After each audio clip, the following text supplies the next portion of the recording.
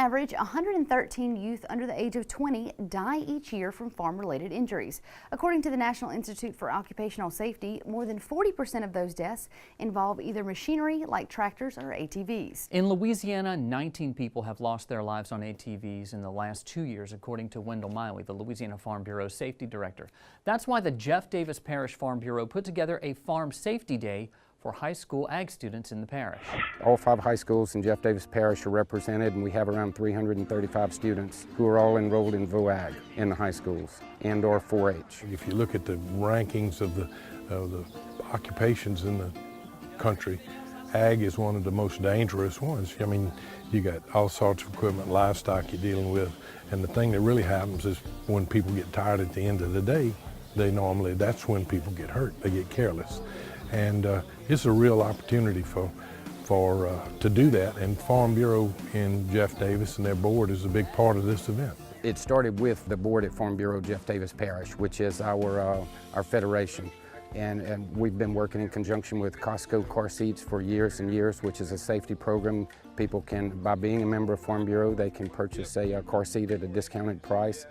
So we felt this is just something else that we could reach out to the community and maybe help the young people. Basically, we're just trying to bring safety awareness to these high school kids who are all old enough to operate ATVs, farm equipment. I mean, a lot of kids in these rural areas, they're on an ATV before they're on a bicycle.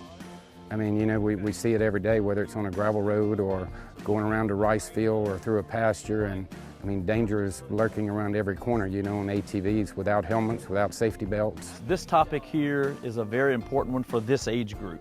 These guys probably spend more time on these machines than their parents do. Our number one thing that I want them to remember before they leave my station here is keep them off the highway.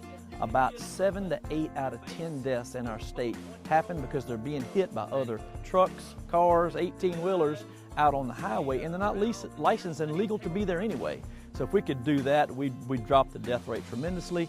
Gearing up and protecting yourself, wearing a helmet, wearing protective gear in case you do get into an accident. Well, State Police, as I mentioned, is covering texting while driving to have a rollover simulator, which is very informative. It's not a hands-on, but the kids are right there to be able to see this the cab of a truck and what happens when you don't have your seatbelt on, so to speak. The Sheriff's Department is here. They're talking about gun safety.